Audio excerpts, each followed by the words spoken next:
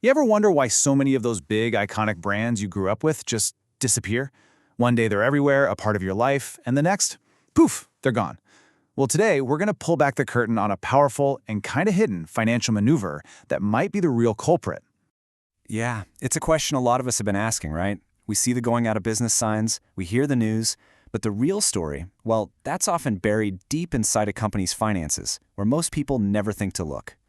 So let's start with the symptoms, the things we all see.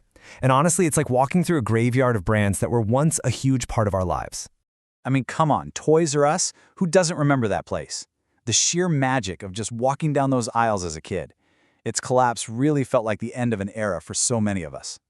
And it's not just nostalgia. Look at Red Lobster, happening right now. You're thinking about those Cheddar Bay biscuits, and then suddenly, bam, dozens of their restaurants are closing up overnight. This proves it's a pattern, and it's still going on. So you have to ask yourself, what gives? What's the common thread here? We always hear the usual suspects. Oh, competition from the internet, or it was just plain old bad management. And look, those things can definitely play a part, but they're often not the whole story. Sometimes there's something else going on, something working behind the scenes. And that brings us to our prime suspect, the world of high finance, corporate buyouts. You see, in so many of these cases, the fatal blow doesn't come from a competitor. It comes from a specific type of financial deal, usually led by firms called private equity firms. And the way the deal itself is structured, well, it can literally be designed to drain the life right out of a company. Okay, so let's get into the nitty-gritty. How does this actually work? It all comes down to what we're calling the billion-dollar debt trick.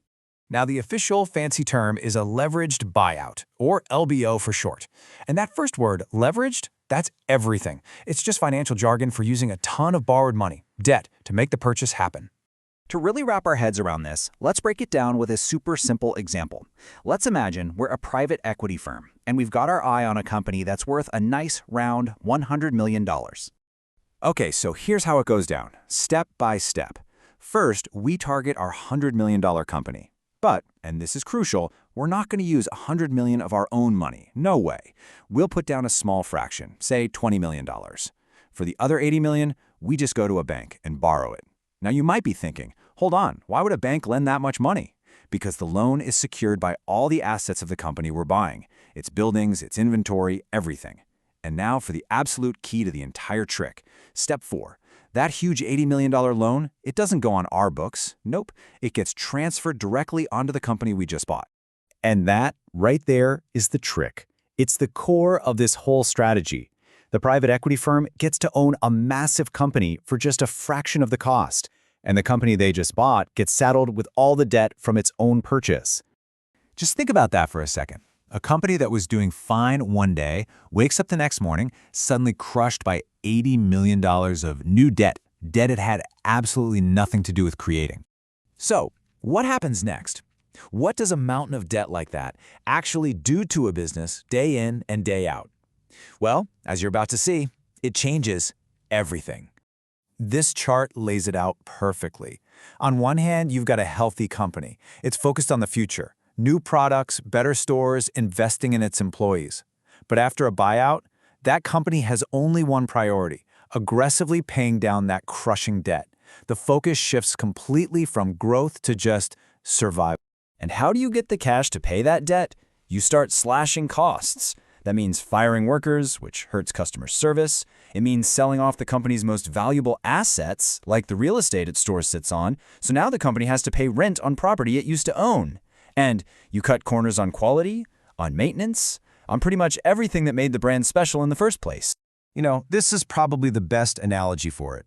Imagine you buy a house with a huge loan, you move in, and then you just hand the mortgage papers to the house itself and say, all right, you figure out how to pay this.